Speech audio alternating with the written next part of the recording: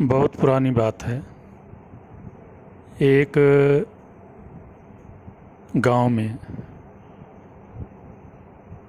रामेश्वर नाम के महात्मा रहते थे, साधु रहते थे, संत रहते थे।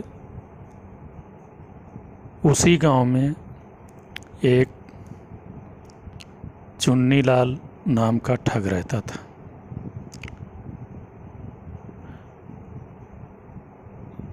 महात्मा जी पाठ पूजा करते थे। बड़े बड़े सेठ, गांव के लोग उनको पूजा के लिए बुलाते थे और वो पूजा करने जाते थे। लोग उन्हें दक्षिणा में अच्छा खासा धन देते थे, रुपया पैसा देते थे और वो महात्मा जी उसको अपने पास बहुत संभाल के रखते थे। एक दिन वो अपना झोला देख रहे थे, उसमें असरफियाँ गिन गिन कर रख रहे थे। तो उसी समय चुन्नीलाल नाम का ठग दूर से देख रहा था।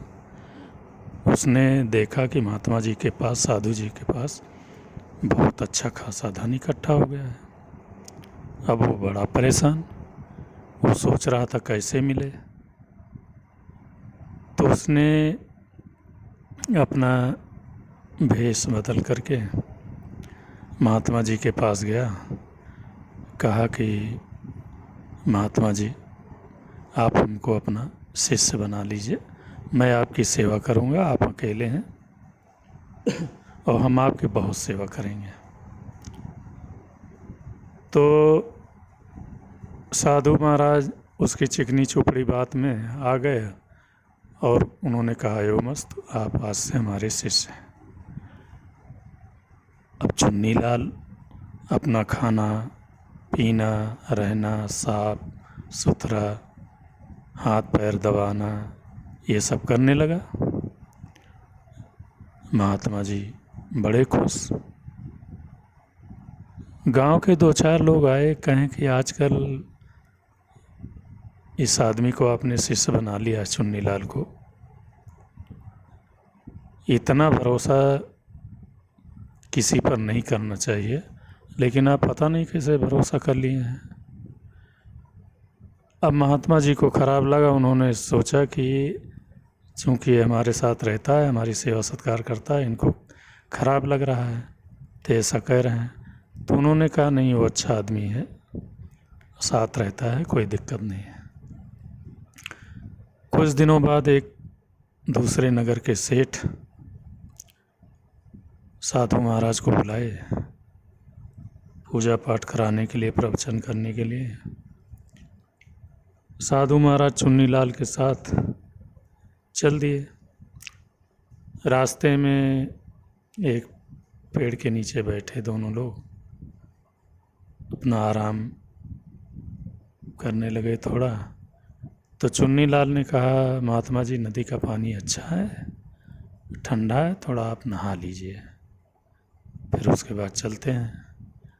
महात्मा जी ने कहा, हाँ, कुछ गर्मी भी है, नहा लेते हैं, उसके बाद चलते हैं। वो नदी में स्नान करने गए। चुन्नीलाल मौका पाए, सारा महात्मा जी का धन जिस झोले में था उसको लेके चंपत हो गए। महात्मा जी जब जाने लगा दौड़ते हुए, तो कहा कि आप हमको जान ही गए होंगे, मैं जिस प्रयास में था सफल हो गया, अब हम चलते हैं। अब वो नदी से निकले, देखे वहाँ कुछ है ही नहीं। चुन्नीलाल की सारी करतूत देख भी लिए, सुन भी लिए। महात्मा जी बहुत पछताए कि हम जो है बड़े ही मूर्ख हैं, जो किसी की बातों पर आ गए। इसकी चिकनी चुपड़ी बातों पर चुन्नीलाल के आ गए, हमने शिष्य बना लिया, जबकि गांव वालों ने हमको पहले से ही आगाह किया था। महात्मा जी बहुत पछताए, बहुत अपना परेशान हुए, लेकिन करें क्या। चुन्नी लाल तो चंपत हो गए। तो हमेशा ये ध्यान में रखिए, किसी अजनबी के ऊपर या किसी दूसरे लोगों के ऊपर ज़्यादा विश्वास न करिए। जितने से काम चल जाए, जितने लायक हो उतने विश्वास करिए, क्योंकि आजकल लोग अपना काम बनाने के लिए अच्छी अच्छी बात करके अपना काम निकाल लेते हैं और बाद में धोखा दे देते हैं। तो इसलिए भैया लोगों पर उतने भरोसा रखिए जितना उचित हो, सही हो। इस कहानी से ये सीख मिलती है कि अपनी जो ख़ास बात है, गोपनीय बात है, वो किसी से न कहो।